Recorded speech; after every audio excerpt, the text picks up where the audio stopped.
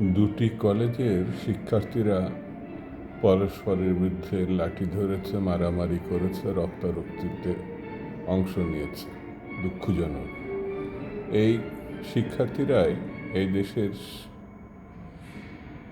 ফ্যাসিবাদের বিরুদ্ধে কঠোর হয়েছিল, নিজের জীবনকে উৎসর্গ করেছিল। গণতন্ত্রের সপক্ষে, অধিকারের সপক্ষে তারা লড়াই করেছে। ভালো লেগেছিল। তারা ইতিহাস গড়েছে, বেশ ভালো লাগলো। তারা বাংলাদেশের মানুষকে আশ্বস্ত করল, চমৎকার।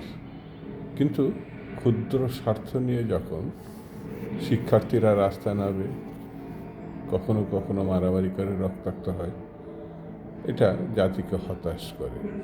কারণ এরাই বাংলাদেশের এক সময়ের অধিকর্তা হবে, পরিচালক হবে। তাহলে এত ক্ষুদ্র চিন্তা কেন? ঠিক কিনা?